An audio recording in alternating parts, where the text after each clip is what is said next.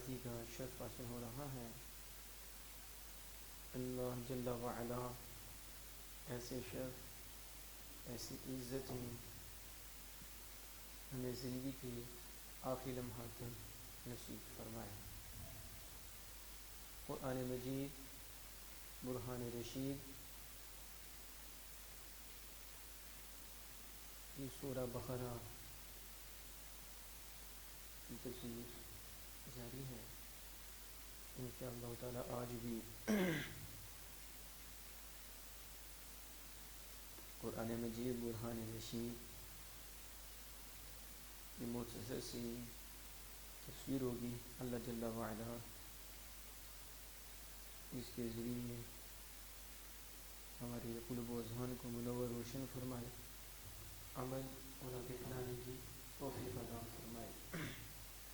اللہ جل وعلا فرماتا ہے: یا ایھا الذین آمنوا اذا تباینتم بدین الی اجل مسمى فاکتبوه وليکتب بینکم کاتب بالحق۔ اے ایمان والو، جب تم کسی دین کے ساتھ لین دین کرو، معاملہ کرو، تو اس سے ایک مقررہ وقت تک تو اسے لکھ لو۔ جب بیع کرو تو اس میں بھی لکھ لو، تاکہ لڑائی جھگڑا نہ ہو۔ اور یہ اچھا ہے، اللہ کو حکم مان کے لکھ لیں گے تو ثواب بھی مل جائے گا۔ یعنی کہ لازم اور ضروری نہیں ہے کہ جب تم یہ قرض پہ بیع کرتے ہو تو وہ ادھار ہے، ایک مقررہ وقت تک اسے لکھ دو، یہ لازم نہیں ہے، لازم نہیں ہے، لیکن اگر اللہ کا حکم مان کر لکھ لیا جائے تو بہتر تو ہے، کیونکہ لڑائی سے بندہ بچ جائے گا، وگرنہ خطرہ ہوتا ہے لڑائی کا۔ لیکن یہاں جو اللہ پاک نے فرمایا تم اسے لکھ لو، یہ حکم ہے، لیکن حکم ارشاد ہے، یعنی کہ یہ حکم وجوب نہیں ہے، یعنی واجب امر واجب کے لیے تو مطلقاً آتا ہے، لیکن یہاں ہم وجوب کے لیے نہیں ہے کہ اس پہ عمل کرنا واجب ہوگا کہ جب آپ یہ قرض پہ بیع کرتے ہوں تو ایک مقررہ وقت تک لکھنا یہ لازم نہیں ہوگا۔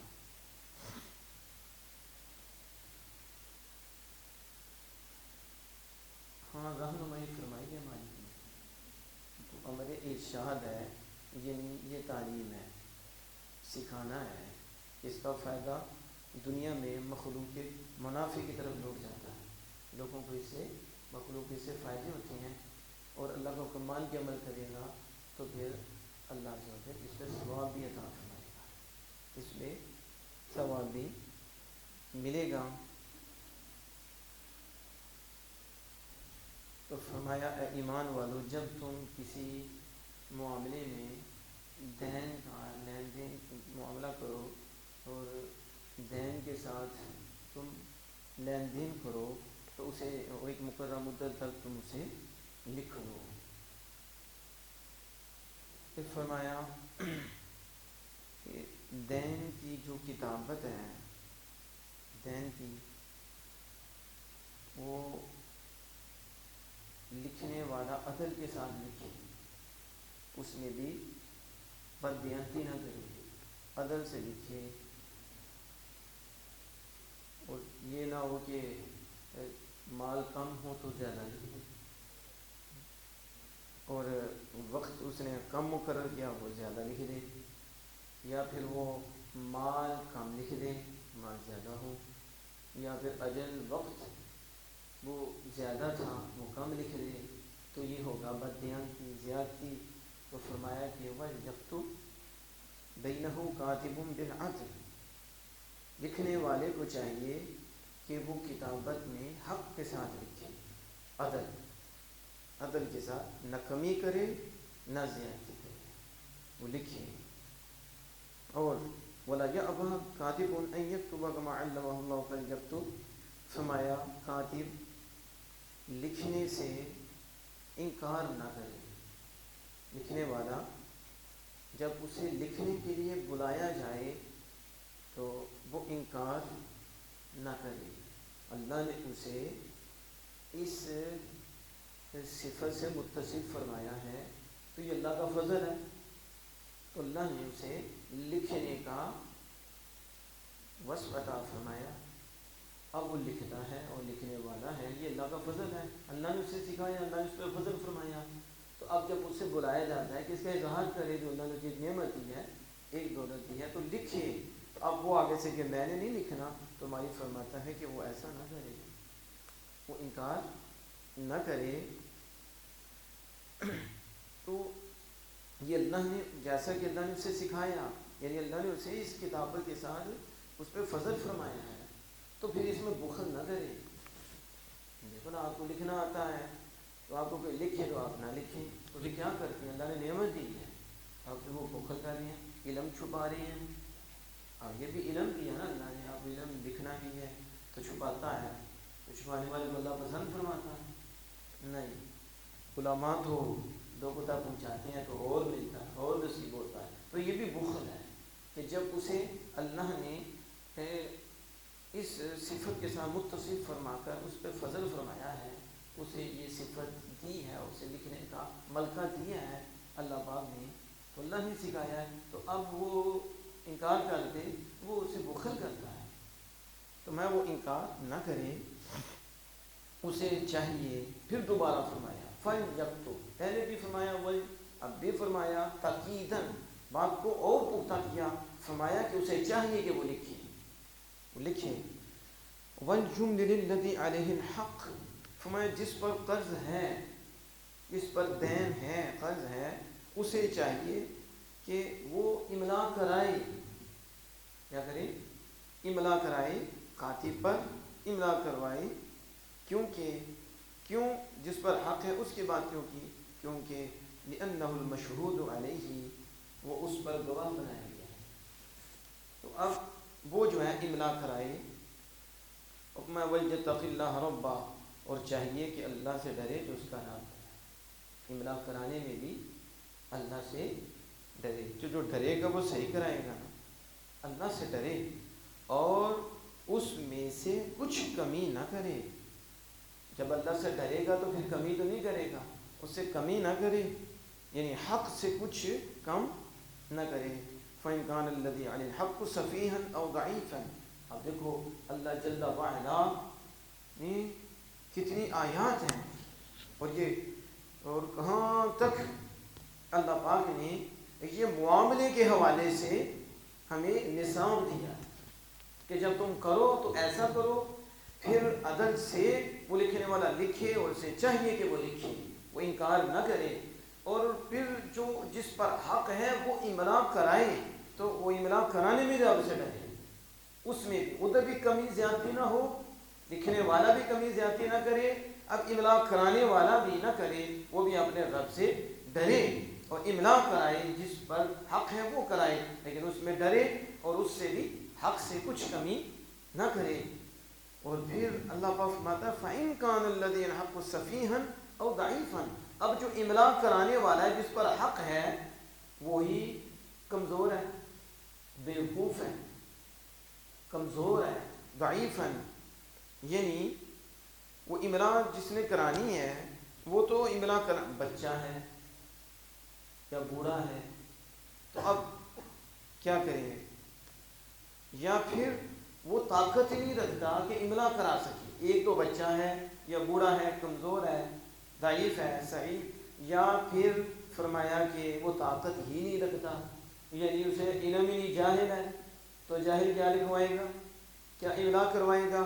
تو فرمایا کہ وہ املا کروانے والا طاقت نہیں رکھتا. ایک صورت یہ ہے کہ وہ گونگا کیا ہے، تو یا پھر وہ لغت میں جاہل ہے، اس کی لغت ہی نہیں جانتا، اس کی زبان ہی نہیں جانتا، تو وہ جاہل ہے باللغت یا اس جیسا، تو پھر چاہیے کہ اس کا ولی وہ املا کرائے۔ اب بچے کی بھی ولی املا کرائے، بوڑھے کی بھی ولی املا کرائے، یا وہ طاقت نہیں رکھتا گونگے کے لیے، یا پھر وہ جاہل ہے لغت کے اعتبار سے، وہ زبان ہی نہیں جانتا، تو پھر اس کا ولی جو ہے متولی امر یعنی والد یا اس کا وصی، والد اس کا ولی ہے، اس کے حکم کا والد ہے، تو والد اس کی املا کرائے، یا پھر جس کی اس کو وصیت کی ہو وہ اس کا جو قائم مقام ہے اس کا، اور مترجم ہے ترجمہ کرنے والا، تو وہ اس کی کیا کرے، املا کرائے بالعدل۔ یہاں بھی عدل کی کیا ہے، آپ اندازہ لگا دو، آج تو ہمارے اندر سے عدل ہی چلا گیا، ہم دو بھائیوں میں عدل نہیں ہوتا، آگے تو پھر بڑی صورت ہے، آج ماں باپ میں عدل نہیں ہوتا، آگے کیا ہونا ہے، ماں باپ بھی زیادتی کرتے ہیں، اولاد بھی کرتی ہے، عدل تو کہاں دور دور تک نظر نہیں آتا، ہر کوئی چاہتا ہے مجھ سے انصاف کرے، انصاف ہو، لیکن وہ دوسرے کو نہیں دیتا، تو جب بندہ دوسرے کو دینا شروع کر دے گا تو انصاف ہی ہوگا، جب انصاف دینا شروع کر دیا تو سسٹم ٹھیک۔ اب بار بار ابھی یہ سودے کا مسئلہ ہے، ابھی یہ ذات کا مسئلہ نہیں ہے، یہ یہاں جان کے مسئلے کی بات نہیں ہو رہی، یا مال کی بات ہو رہی، پھر مال سے جان پہ مسئلہ بنتا ہے، جب ایسا ہوتا ہے پھر لڑائیاں ہوتی ہیں، پھر جھگڑے ہوتے ہیں، پھر قتل و غارت تک بات پہنچ جاتی ہے، مال سے نکلتا نا بندہ آگے، تو اس طرح اللہ پاک بار بار فرماتا وہ بھی نہیں املا کرا سکتا، تو پھر اس کا ولی، اور ولی میں بھی کتنے ہیں، باپ بھی ہے، وصی بھی ہے، قائم مقام بھی ہے، مترجم بھی ہے، اب باپ بھی ہے، وہ بھی ہے، وہ بھی ہے، میں بالعدل، ان کے لیے بھی عدل، جب وہ املا کرائیں ادھر بھی کمی بیشی نہ ہو، خراب زیادتی نہ ہو، اس میں بھی املا صحیح کرائیں، تو انہیں بھی وَلْيُمْلِلْ وَلِيُّهُ بِالْعَدْلِ۔ اب اتنا کچھ ہو گیا، املا بھی وہ کرائیں، اس کے بعد اللہ پاک فرماتا ہے وَاسْتَشْهِدُوا شَهِيدَيْنِ مِنْ رِجَالِكُمْ، اور پھر دو گواہ اس پہ بنائیں، کتنی، اس قرض پر، اس دین پر جو تجارت پہ ہوا تھا، یہ قرض تھا تجارت پہ ہوا، تو اب وہ جو طے ہوا ہے اور وہ جو وقت لکھا گیا ہے، یہ سودا ہوا ہے، اتنے ٹائم کے لیے ہوا ہے، تو میں اس پر بھی گواہ بنا لیتا ہوں۔ پہلے تو کتنی پیچھے بات اللہ عز و جل نے فرما دی کہ لکھنے والا بھی لکھے، عدل سے لکھے، پھر وہ لکھوائیں، املا کروائیں جس پہ آپ کے، اگر وہ اس طرح کے نہیں ہیں پھر ولی کرے، عدل کے ساتھ کرے، وہ بھی ڈرتے رہے، صحیح کرائیں، یہ بھی صحیح املا کرائیں، سارا کچھ ہو گیا۔ اس کے بعد اللہ پاک فرمایا وَاسْتَشْهِدُوا شَهِيدَيْنِ مِنْ رِجَالِكُمْ، اور اس دین پر، اس قرض پر بھی دو گواہ بنائیں، مردوں، دو مرد گواہ بنائیں مردوں میں سے، وَاسْتَشْهِدُوا شَهِيدَيْنِ مِنْ رِجَالِكُمْ، وہ دونوں بالغ ہوں، دونوں مسلمان ہوں، اور دونوں آزاد ہوں، غلام نہ ہوں، اور بالغ بھی ہوں، مسلمان بھی ہوں۔ اب گواہ بھی تو مسلمان کو بنانا ہے، کسی کافر کو نہیں بنانا، اس پہ مسلمان کی گواہی چلے گی، تو مسلمان بھی ہوں اور بالغ بھی ہوں اور دونوں آزاد بھی ہوں، ان کو گواہ بناؤ۔ پھر اگر دو مرد نہ ہوں جو گواہ بنانے ہیں، پھر دو مرد نہیں، فَإِن لَمْ يَكُونَا رَجُلَيْنِ فَرَجُلٌ وَامْرَأَتَانِ، تو اللہ پاک فرماتا ہے پھر ایک مرد اور دو عورتیں، ایک مرد اور دو عورتیں گواہ بنا دیں، کیونکہ مرد کامل العقل ہوتا ہے، عورت ناقص العقل ہوتی ہے، تو جب دو عورتیں ملتی ہیں تو ایک مرد بن جاتا ہے، یعنی یہ میں سمجھانے کے لیے کہہ رہا ہوں، پوری عقل ہوگی تو ایک مرد تو کافی، ایک تو دو مرد تھے، اب دو مردوں میں سے ایک مرد ہے، تو پھر ایک مرد کے برابر دو عورتیں آئیں، تو بھی دو عورتیں اور ایک مرد کو گواہ بنا لیں، اس میں سے کہ جنہیں تم اپنے عدالت کے لیے، اپنے دین کے لیے گواہ پسند کرتے ہو، جس پہ تم راضی ہو، ان کی عدالت پہ بھی راضی ہو کہ یہ عادل ہیں، یہ ایسا کام نہیں کریں گے، تو ان میں سے دو مرد یا ایک مرد دو عورتیں تم کیا کرو، گواہ بنا دو۔ تو اور یہ دو بنائے کیوں، ان تجل احداہما، کہ ان میں سے ایک بھول جائے تو دوسرا یاد کرا دے، دوسرا بھول جائے تو پہلا یاد کرا دے. تب دو گواہوں کی وضاحت اللہ پاک خود فرما رہا ہے کہ یہ دو گواہ رکھے ہیں.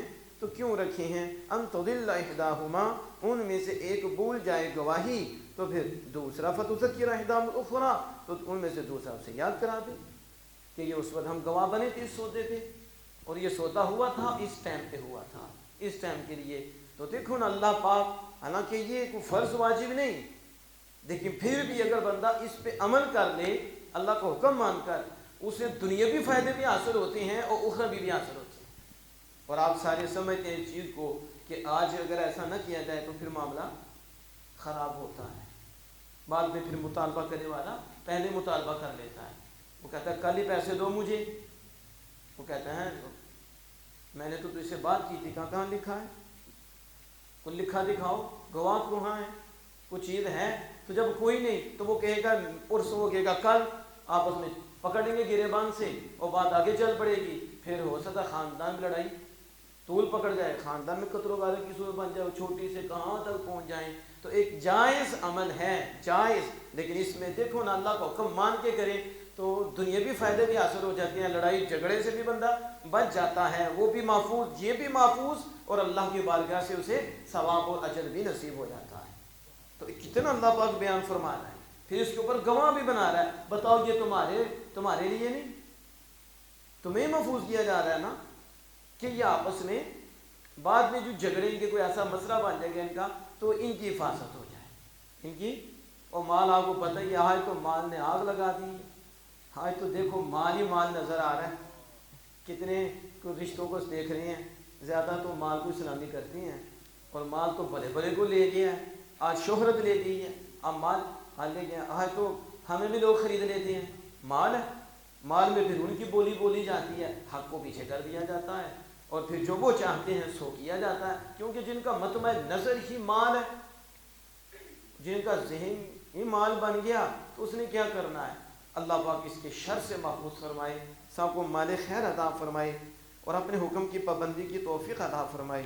اب اللہ پاک فرماتا ہے وَلَا يَأْبَ الشُّهَدَاءُ، اور گواہ انکار نہ کرے. اب وہ گواہ بن گئے ہیں تو جب انہیں گواہی کے لیے بلایا جائے تو پھر گواہی دینے سے بھی منکر نہ ہو. وَلَا يَأْبَ الشُّهَدَاءُ إِذَا مَا دُعُوا، یہ اللہ پاک فرما رہے ہیں. وَلَا تَسْأَمُوا، اور سستی بھی نہ کریں اس سے کہ وہ اسے لکھیں. اب لکھنے سے بھی وہ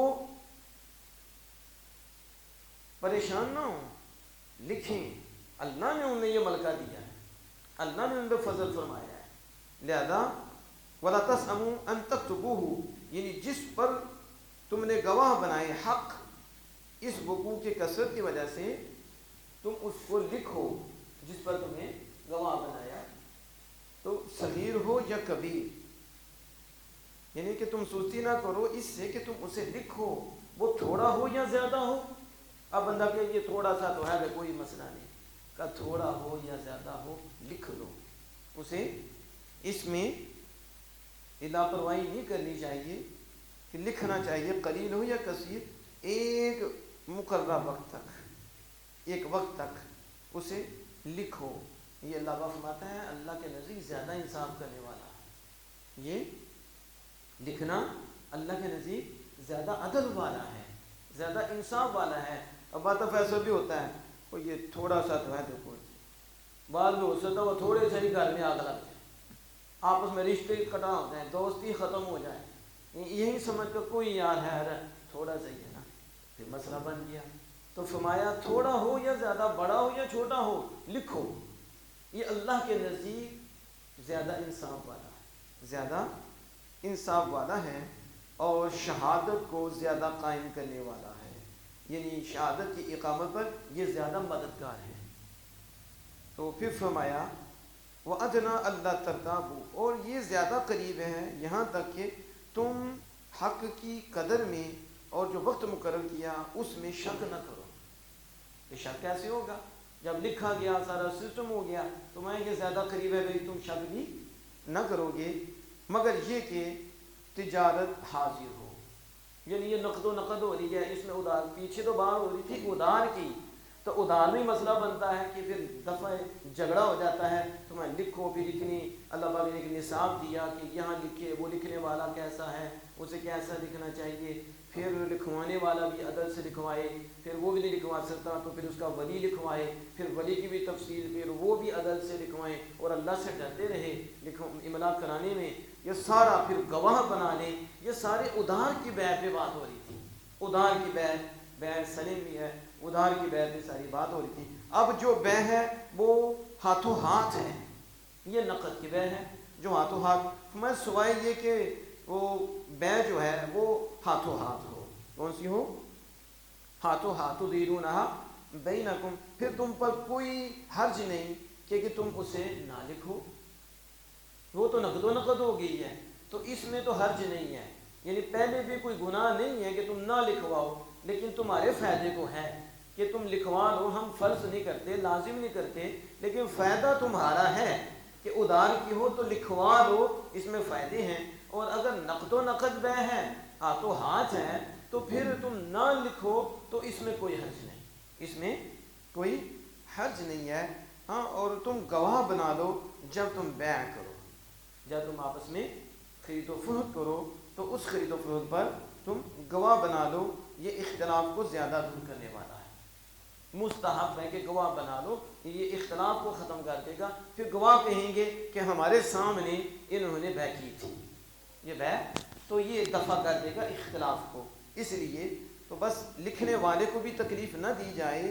اور گواہ کو بھی تکلیف نہ دی جائے، یہ نہ کہ اب لکھنے والا اسے ضرر دیا جائے اور جو گواہ ہے صاحب حق ہے اور جس پر حق ہے وہ بدلنے کے ساتھ تکلیف نہ دے، بلکہ یا شہادت سے رکنے کے ساتھ روکنے سے، یا کتابت جو لکھی ہے اس کے روکنے سے، یا صاحب حق ان دونوں کو تکلیف نہ دے، یعنی جو اس کا حق ہے وہ کاتب کو بھی تکلیف نہ دے اور وہ گواہ کو بھی تکلیف نہ دے۔ اس میں یہ ہوتا ہے کہ جب گواہ کے لیے اسے بلایا جائے تو اس نے جتنا سفر طے کر کے آنا ہے اس کا خرچہ بھی ہونا ہے، تو یہ سارا خرچہ، اس کی روٹی وغیرہ، یہ سارا کام پھر صاحب آتا ہے کہ وہ اسے دے، اس کی گواہی کے لیے جا رہا ہے نا، تو اب وہ خرچہ ان کو دینا پڑے گا، تو یہ نہیں ہے کہ اب خرچہ بھی اس کے اوپر ہی ڈال دیا جائے، وہ تو کاتب لکھنے والا اور وہ گواہی دینے والا ہے، تو نہ یہ اس تکلیف دیں اور نہ وہ انہیں تکلیف دیں، تکلیف دونوں ہی نہ دیں۔ تو فرمایا وَإِن تَفْعَلُوا فَإِنَّهُ فُسُوقٌ بِكُمْ، اور اگر تم کرو جس سے تمہیں روکا گیا ہے، تم وہ کر لو جس سے روکا ہے، تمہیں بس یہ طاعت سے نکل جانا ہے، فَإِنَّهُ فُسُوقٌ بِكُمْ، تو یہ نافرمانی ہے جو تمہیں لاحق ہو جائے گی کہ اگر تم اس سے جو اس سے منع کیا ہے وہ تم کر رہے ہو۔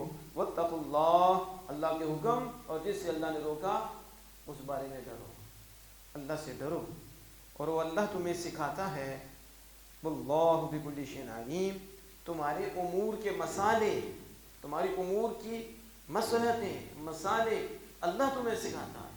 اب دیکھو نا، یہ ایک معاملہ ہے تجارت کا، وہ بھی ایک فرض نہیں کیا، لیکن کتنی آیات ہیں جس میں اللہ پاک نے ہمیں سکھایا، تب بھی بندہ نہ سمجھے کہ مالک تمہارا ہم تمہیں سکھاتے ہیں، ہم تمہیں، ادھر کون سی ہے کہ دنیا نہیں کرنی، وہ کوئی اور دین ہوگا، یہ تو قرآن ہے اور نظام دین ہے، دین کا نظام ہے، جس نظام میں رہ کر دنیا آخرت کا ذریعہ بن جاتی ہے اور وہ دنیا اللہ کی قرب کا ذریعہ بن جاتی ہے، وہ بازار میں ہو، وہ ہسپتال میں ہو، وہ کسی میدان میں ہو، وہ خلوت میں ہو، وہ جلوت میں ہو، رہے نظام دین کے تحت، رہے اللہ کے فرامین کے تحت، اللہ نے جیسا حکم دیا ہے تو وہ بندہ دنیا کر رہا ہے، لیکن دنیا کر کے اپنے مالک کو یاد کر رہا ہے، اللہ کا قرب پا رہا ہے، دنیا بھی سنوار رہا ہے، اپنی آخرت بھی سنوار رہا ہے۔ اس کا یہ مطلب نہیں کہ کاروبار نہیں کرنا، تجارت نہیں کرنی، یہ تو نہیں منع فرمایا، وہ تو کرنی ہے، اس کا تو اجر ہی بڑا ہے، لیکن ایک دائرے میں رہ کے کرنی ہے، اور وہ دائرہ دیا ہے کہ اس طرح کرنا ہے، یوں کرنا ہے، یوں نہیں کرنا، گواہیاں ہیں، گواہ بھی بنانے ہیں، اور پھر نجائز بھی کرنا، عدل کو ساتھ رکھنا ہے، پھر جو اللہ عز و جل نے چیزیں منع کی ہیں اس سے باز آنا ہے، اور ایک حد میں رہ کے آپ نے یہ کرنا ہے اور یہ سارا اللہ کے حکم کے تابع ہے تو یہ عبادت ہے اور یہ کرم ہے. تو اسی کو کہتے ہیں کہ بعض بندے سمجھتے ہیں کہ علماء جب بات کرتے ہیں اور ہم بات کرتے ہیں تو یہ دنیا کے خلاف ہیں. دنیا کے خلاف نہیں ہے. ہم جب دنیا بولتے ہیں تو وہی بولتے ہیں جو دنیا خدا سے لے جاتی ہے. یہ دنیا کے مخالف ہیں ہم، وگرنہ ہم دنیا میں نہیں رہتے. ہم نہیں کھاتے پیتے آتے جاتے، سارے آتے جاتے ہیں کھاتے ہیں. تو ہم جنگلوں میں چلے گئے ہیں اور ترک دنیا کر دی ہے. ترک دنیا نہیں ہے، غرق دنیا مار رہی ہے بندے کو. غرق دنیا، دنیا میں غرق ہونا. ترک دنیا تو کنسپٹ ہی نہیں ہے جی کہ ترک دنیا، دنیا کو چھوڑ دینا نہیں. رغبت دنیا مار رہی ہے، دنیا کی رغبت کے مخالف ہیں ہم، اور غرق دنیا کے مخالف ہیں ہم کہ نہ ترک دنیا نہ غرق دنیا، نہ دنیا کا ترک ہے نہ غرق دنیا ہے، بلکہ دنیا پہ پاؤں ہے اور اللہ اور اس کے رسول کی محبت دل میں ہے. تو پھر وہ جب دنیا پہ سواری بنا کے چلتا ہے تو پھر وہ اللہ کی طرف چلتا ہے. دنیا قدموں میں رکھتا ہے اور دنیا کے اوپر اللہ اس کے رسول کے فرامین رکھ کے چلتا ہے. تو یہ وہ شخص ہے جس نے دنیا کو سواری بنایا ہے اور اس کے اوپر اللہ اس کے رسول کے فرامین کو سوار بنایا ہے. تو ظاہر ہے لگام دے کر شریعت کی جب چلائے گا تو وہ غرق دنیا نہیں ہوگی، وہ غرق دنیا نہیں ہوگی، بلکہ محبت خدا اور محبت مصطفیٰ ہوگی. تو وہ خیر ہی ہوگی. اس لیے تجارت میں تو بہت کچھ ہے. اگر بندہ سچا ہو اور اسے اصول تجارت کا پتہ ہو اور وہ شریعت کی حدود کو قائم رکھتے ہوئے دیگر فرائض کو ادا کرتے ہوئے اس میدان میں قدم رکھتا ہے تو پھر وہ کبھی پڑھے کہ اللہ عز و جل کی کتنی رحمتیں، کتنی برکتیں، کتنے فضل اس پہ آتے ہیں اور کتنا کرم اس پہ ہوتا ہے اگر وہ یہاں رہے. لیکن ہم نے دیکھا ہے تھوڑے بچتے ہیں، تھوڑے بچتے ہیں. پہلے بڑی باتیں سناتے ہیں، ہم یوں کریں گے، ہم یوں کریں گے، لیکن جو ہی ادھر قدم رکھا دنیا دار ہو گئے، دین سے بھی ہٹ گئے. پہلے یہ تھا کہ ہم خود کفیل بنیں گے، ہم مدرسہ چلائیں گے، ہم یہ کریں گے. آگے اپنا مدرسہ کیا، مسجد بھی گئے. وہ دنیا اندر آ گئی. غرق دنیا سے اللہ بچائے، حب دنیا سے مالک محفوظ رکھے. اس لیے میرے آقا دو جہاں صلی اللہ علیہ وسلم نے فرمایا، حضور کا تو ایک جملہ، اور میں یوں کہہ لوں کہ نبی اکرم صلی اللہ تعالی علیہ وآلہ وسلم کی زبان اقدس سے نکلے ہوئے نور کے موتی اپنے اندر پوری شریعت رکھتے ہیں، دریا کوزے میں بند کر دیتے ہیں. نبی اکرم صلی اللہ علیہ وسلم حب الدنیا رأس کل خطیئۃ، دنیا کی محبت ہر گناہ کی اصل ہے. جہاں بھی نافرمانی ہو رہی ہے، جہاں بھی زیادتی ہو رہی ہے، آپ اس میں غور کرو، دنیا ہے. کیا ہے؟ چاہے وہ عالم دین ہے، چاہے وہ عالم دین نہیں ہے. جہاں مسٹیک ہوتی ہے وہاں دنیا آتی ہے. وہ کیا آتی ہے؟ دنیا آتی ہے. آ کے درجہ بدرجہ نا، کسی میں زیادہ دنیا آ گئی وہ زیادہ کام ایسے کرتا ہے، کسی میں کم آئی، وہ غفلت آ گئی تو دنیا ہی آئی ہے نا، لے گئی ہے نا. تو جسے غفلت نہیں آتی تو اس کی توجہ اللہ کی طرف رہتی ہے، تو اس کے دل میں اللہ ہی ہے. تو لہٰذا وہ جو بھی کرنے لگتا ہے اس کا کنسپٹ کیا ہے، اس کا خیال کیا ہے، اس کی سوچ کیا ہے، اللہ دیکھ رہا ہے، اللہ دیکھ رہا ہے اور میں نے پلٹ کے اسی کی طرف جانا ہے. یہاں تو رہنا ہی نہیں، تو اس دنیا کے لیے کیا کر کے کرنا ہے جو یہاں رہ جائے گی؟ یہ بے وفا ہے. میں تو وہ کروں جس پہ میرا مالک راضی ہو جائے. لہذا جب وہ یہ قدم اٹھاتا ہے، ابھی سوچتا ہے، قدم تو بعد میں ہے کہ وہ اٹھائے گا، ابھی سوچتا ہے، تو اس سوچ میں بھی مالک کی رحمت آ جاتی ہے، اس سوچ میں بھی کرم آ جاتا ہے ابھی سوچنے پہ. تو فرمایا حب الدنیا رأس کل خطیئۃ، دنیا کی محبت ہر گناہ کی جڑ ہے. دنیا کی محبت ہر گناہ کی جڑ ہے. یہ ایک جملہ ہے سید عالم صلی اللہ علیہ وسلم کا. تو میں سمجھتا ہوں کہ کوزے میں دریا بند ہے. آپ جہاں بھی دیکھیں، اپنے سمیت دیکھیں، جہاں بھی گناہ آئے گا آپ کو کہنا پڑے گا دنیا آئی ہے. اور جب یار آ جائے تو پھر دنیا تو نہیں آتی نا، پھر وہ دنیا نور بن جاتی ہے. کیا بن جاتی ہے؟ کیونکہ وہ اللہ کے حکم کے تحت ہے کہ سچ بھی بولنا ہے، کھانا بھی ہے، پینا بھی ہے، لیکن جینا بھی ہے تو رب کے لیے. کھانا بھی رب کے لیے، پینا بھی رب کے لیے، کھلانا بھی رب کے لیے، والدین کی خدمت بھی رب کے لیے، والدین کو مال دینا بھی رب کے لیے، اولاد کی خدمت بھی رب کے لیے، اولاد کو مال دینا بھی رب کے لیے، کو مال دینا، اس کو کھانا دینا اللہ کے لیے، اللہ کا حکم، اللہ کی اطاعت۔ جب بندے کا یہ خیال بن گیا تو میں سمجھتا ہوں اسی خیال پہ ہر گھڑی رب کا بھی خیال ہوتا ہے، یعنی لحاظ ہوتا ہے، اللہ پھر اس کا لحاظ کرتا ہے۔ تو یہ ہر گھڑی اس تصور میں رہتا ہے مجھے کوئی دیکھ رہا ہے، مجھے، اس لیے پھر وہ کہتا اسی کے لیے کرنا ہے، اسی کے لیے کرنا ہے۔ تو تجارت ہو، سبحان اللہ، جب اسی کے لیے کی جائے تو پھر میرے آقا جہاں صلی اللہ علیہ وسلم کا مفہوم ہے، فرمایا تاجر فجار ہے۔ تاجر کیا ہیں؟ بہت گناہ گار ہیں، فجار ہیں۔ اس کا مفہوم بتا رہا ہوں، کیونکہ جھوٹ بہت بولتے ہیں۔ کیا کرتے ہیں؟ اس لیے میرا یہ چیپٹر چل رہا تھا اذا تداینتم، یہ تفسیر چل رہی ہے تو اسی کے تحت یہ بات ہو رہی ہے۔ اور مجھے یاد ہے ایک لڑکے سے میری ملاقات ہوئی بڑے عرصہ پہلے، تو اس نے کہا کہ تجارت کا اصول ہی جھوٹ بولنا ہے۔ جس مسلمان کی یہ سوچ ہے، آپ بتاؤ وہ مسلمان کیسا ہے کہ اللہ سچا، اللہ کے سارے نبی سچے، سارے ولی سچے، اور سچ ہی کا ہوگا کہ سچ بولو، سچ بولو، زبان اور خیال ایک ہونا چاہیے۔ یہ مومن ہے۔ یہ کون ہے؟ اندر کچھ باہر کچھ منافق ہے، اندر جو سو باہر مومن ہے۔ یہی سچ اور جھوٹ ہے کہ اس میں کو بڑا لمبا جانا پڑے گا۔ وعدہ خلافی بھی اسی کو کہتے ہیں کہ اندر کیا ہے، میں نے نہیں آنا، اوپر سے کہتے ہیں میں کل آؤں گا۔ یہی مصیبت، یہ وعدہ خلافی نہیں کہ کل نہیں آیا، وہ تو وعدہ خلافی نہیں۔ وعدہ خلافی جب وعدہ کر رہا تھا اس وقت قول و فعل ایک تھے یا نہیں، یہ اور یہ قول ایک تھا یا نہیں تھا۔ اگر نہیں تو وعدہ خلافی ہو گئی۔ آگے جو ہے، آگے جب اس نے وعدہ کر لیا، کوئی مسئلہ بن سکتا ہے، کچھ بھی ہو سکتا ہے، ایمرجنسی ہو سکتی ہے، کوئی جسمانی تکلیف ہو سکتی ہے، کوئی نماز کا وقت ہو سکتا ہے، تو وہ تو ترک کرے تو کوئی گناہ بھی نہیں ہے، وہ تو نماز پڑھنی ہے اس نے۔ اور ایسا مسئلہ ہے، مسئلہ وعدہ خلافی اسی وقت ہوتی ہے کہ جب وہ قول کرتا ہے، کیا اس کا دل و زبان ایک ہے؟ اب باید بندہ نماز کا ٹائم ہے، اسے کہا نماز پڑھیں، انشاءاللہ پڑھیں، آپ دعا کریں میں نماز انشاءاللہ، کیا یہ کیا کر رہا ہے؟ اس سے پتہ چل رہا ہے کہ اس کی زبان اور اس کا دل ایک نہیں ہے۔ وقت موجود ہے، وقت ہوا، اب کون سی انشاءاللہ کر رہے ہو؟ آ کے کہو، سجدے میں پڑھو آ کے کہ میں پڑھتا ہوں، ابھی ٹائم ہو گیا، اللہ اور فضل فرمائے، وہ موجود ہو۔ لیکن انشاءاللہ بھی کیسی ہو رہی ہے کہ وقت بھی موجود ہے، انشاءاللہ پڑھو۔ وہ انشاءاللہ بھی کیوں کر رہا ہے؟ انشاءاللہ تو بزرگ برکت کے لیے بھی کرتے ہیں، دل میں بھی ہوتا ہے ان کا۔ صوفی تو وہ صوفی ہے کہ جس کے ہر عمل میں دل میں انشاءاللہ ہوتا ہے، کہ خود نہیں، اگرچہ زبان پہ نہیں لاتے لیکن ان کے تصور میں ہوتا ہے یہ جو بھی کرنا ہے رب کی چاہت سے ہوگا، رب کے فضل سے اور کرم سے ہوگا۔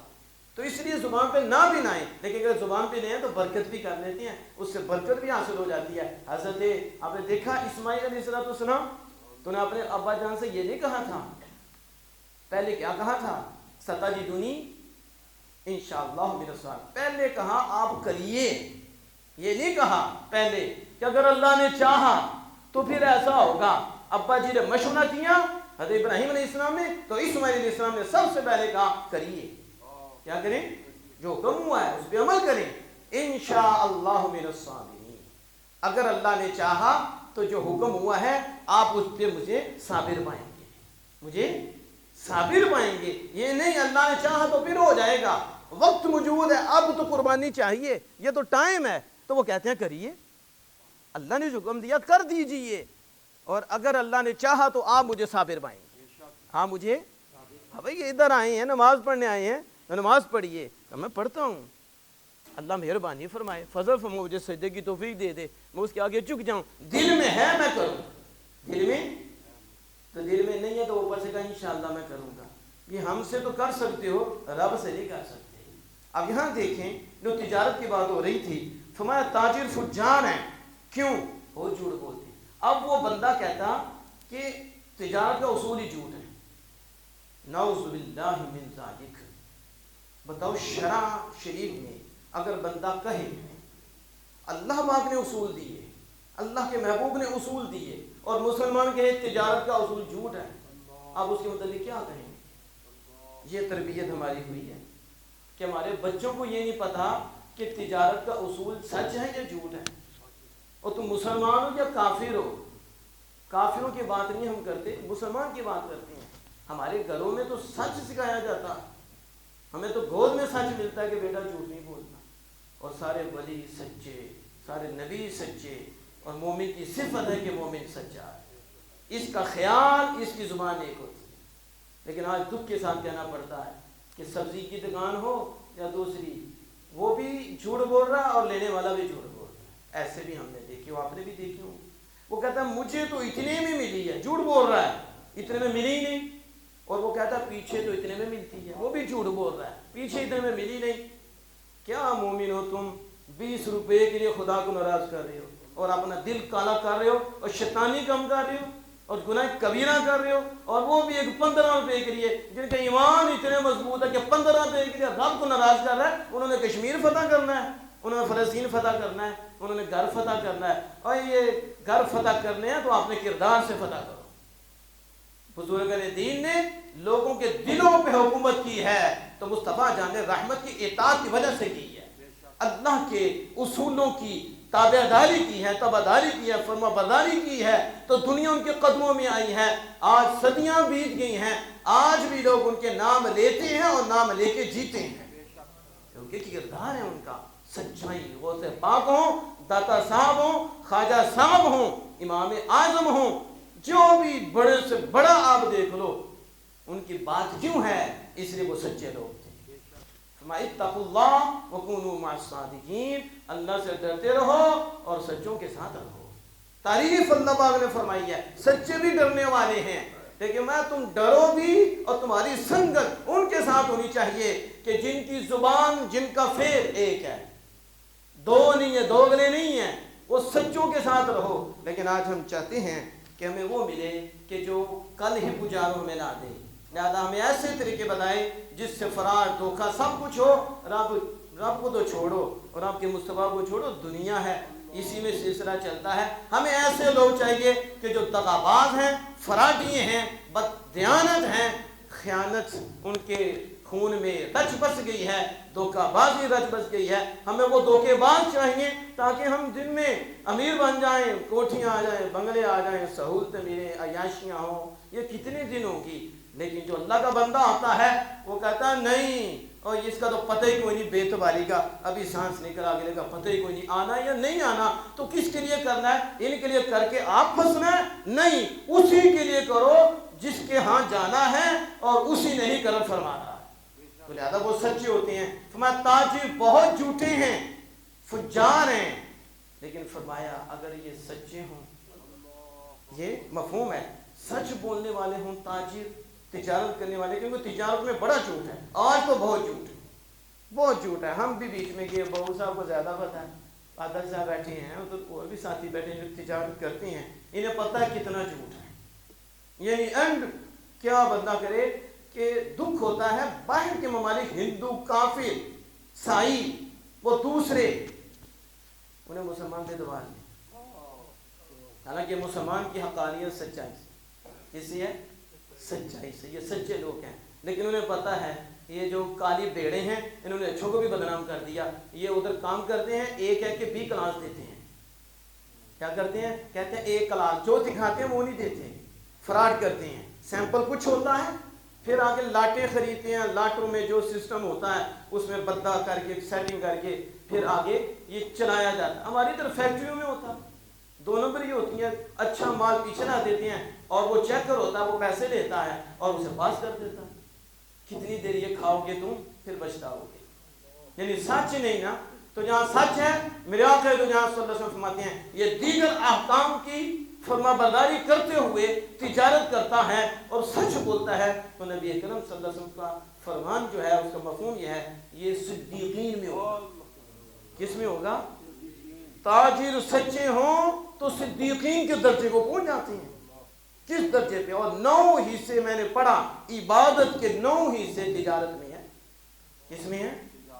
شرط یہ ہے کہ وہ تجارت جس میں رب اور رب کے رسول راضی ہوں۔ تو اس کے لیے ضروری ہے کہ علماء کی طرف رجوع کیا جائے اور علماء پھر آپ کو تجارت کے اصول بتائیں.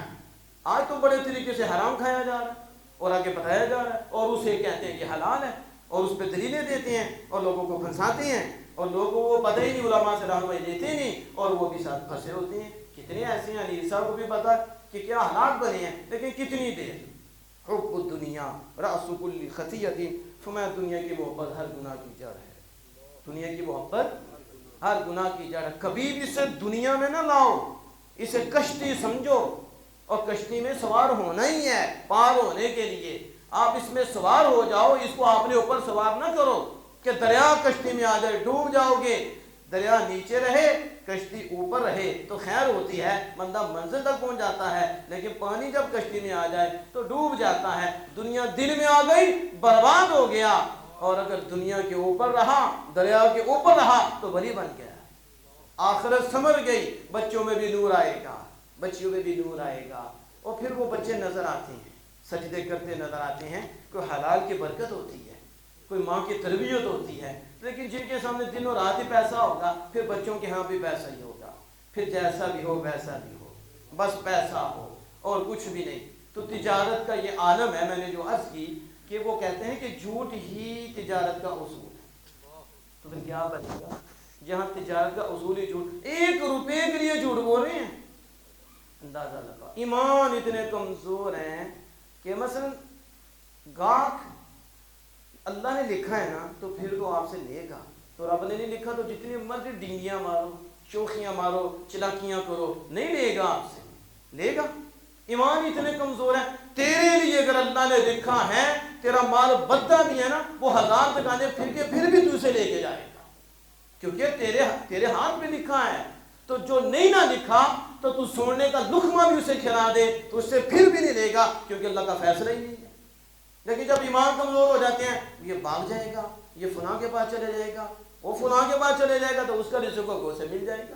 تم اپنی طرف سے شریعت کو نہ چھوڑ, اللہ اس کے رسول کے فرامین کو نہ چھوڑ. پھر دیکھ گاہک آئے یا نہ آئے, رب دل کو سکون دے دے گا, بچوں میں یہ سکون دے دے گا, اپنی معرفت دے دے گا, اپنی مہربانی فرما دے گا. بچے تیرے فرما بردار ہو جائیں گے, تیرے لیے بچے آخرت کا ذریعہ اور سما بن جائیں گے. اور تجھے کیا چاہیے؟ بچے سنور گئے, اولاد سنور گئی. لیکن آج یہ نہیں ہو رہا.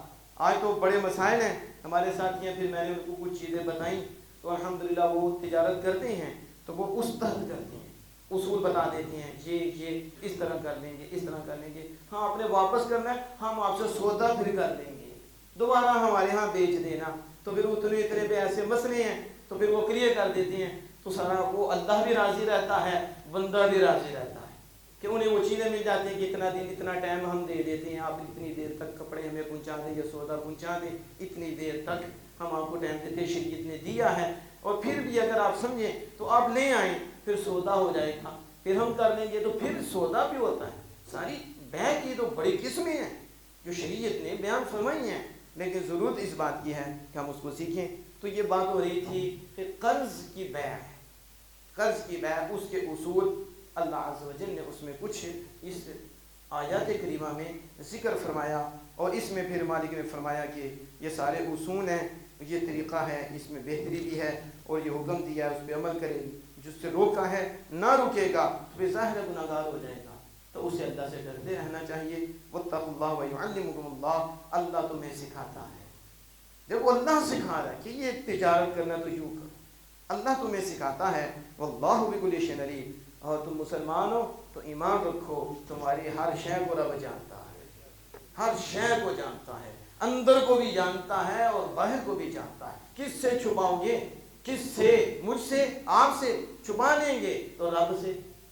رب تو دلوں کو بھی جانتا ہے, انہ علیم بذات الصدور ہے, اس سے تو نہیں چھپا سکتے. کیا کرو گے اس 10 روپے بچا لے گا جہنم سے تجھے؟ کیا کرو گے؟ کتنے دن کھا لو گے یہ 1000 کے 2000 کا نوٹ؟ کتنے دن تیرا چلے گا؟ آخر برباد کر لو گے. اور رب کے لیے 1000 کو ترک کر دو, پھر دیکھو رب کتنے 1000 دیتا ہے, اور اس میں برکت ہی ہوگی اس میں. اور اسی طرح فرمایا وَإِن كُنتُمْ عَلَىٰ سَفَرٍ, اور اگر تم سفر میں ہو, وَلَمْ تَجِدُوا كَاتِبًا, اور تم لکھنے والا نہ پاؤ. پیچھے تھا لکھنا, اب لکھنے والا بھی نہ پاؤ. فَرِحَانٌ مَقْبُوضَةٌ, تو پھر گروی قبضے میں دیا ہوا جو باعتماد ہیں ان کے قبضے میں دے دو، کیونکہ سفر میں بھی ڈر ہوتا ہے، رکھے گا کہاں، امن کی جگہ کوئی نہیں تو ڈر ہوتا ہے، تو کسی باعتماد جو ہیں انہیں دے دو، کہ ان پہ اعتماد ہے تو امانت ہے تو وہ انہیں دے دو، ان کے پاس فرحان مقبوضہ اور فین آمینہ، پھر اگر وہ مطمئن ہو جائیں، بے خوف ہو جائیں تم میں سے بات سے، تو فَلْيُؤَدِّ الَّذِي اؤْتُمِنَ، تو جسے امانت دی گئی تھی وہ امانت ادا کر دے، فَلْيُؤَدِّ الَّذِي اؤْتُمِنَ امانتہ، جس کی امانت تھی اس کو امانت ادا کرے، وَلْيَتَّقِ اللَّهَ رَبَّهُ، امانت ادا کرنے میں بھی رب سے ڈرے۔ اللہ بار بار فرماتا ہے اتق اللہ اتق اللہ، یہ تھے کہنے نہیں اتق اللہ کہو ہی نہ، یہ تو ڈرانے بیٹھ گئی ہیں۔ کیوں مالک فرماتا ہے، حکم بھی دیتا ہے یہ کرو، پھر کہتا ہے اتق اللہ، اللہ سے ڈرو۔ اللہ سے کتنی دیر رہو گے، اینڈ میرے پاس ہی آنا ہے۔ وَلْيَتَّقِ اللَّهَ رَبَّهُ، میری اطاعت کر لو، میری فرما برداری کر لو۔ وَلْيَتَّقِ اللَّهَ رَبَّهُ، اللہ سے ڈرو امانت ادا کرنے میں۔ آگے فرمایا وَلَا تَكْتُمُوا الشَّهَادَةَ، اور جب تمہیں شہادت کے لیے بلایا جائے تو بھی شہادت نہ چھپاؤ، گواہی بھی۔ وَمَن يَكْتُمْهَا، اور جو اسے چھپائے فَإِنَّهُ آثِمٌ قَلْبُهُ، تو اس کا دل گناہگار ہے، کیونکہ شہادت دل سے ہوتی ہے، اوپر سے نہیں ہوتی۔ اشہد اللہ الہ الا اللہ کا یہ مطلب نہیں کہ زبان سے کہہ رہی ہیں کہ میں گواہی دیتا ہوں، یہ کوئی گواہی نہیں ہے۔ یہ عدم توجہ ہو بندے کی تو اشہد اللہ الہ ہم بھی کہہ دیتے ہیں، حقیقت میں یہ نہیں ہے۔ حقیقت میں شہادت دل سے ہے، گواہی دل سے ہوتی ہے، دل کا فعل ہے۔ اس لیے اللہ پاک فرماتا ہے وَمَن يَكْتُمْهَا فَإِنَّهُ آثِمٌ قَلْبُهُ، جو شہادت کو چھپائیں اس کا دل گناہگار ہے، کیونکہ دل ہی شہادت کی جگہ ہے۔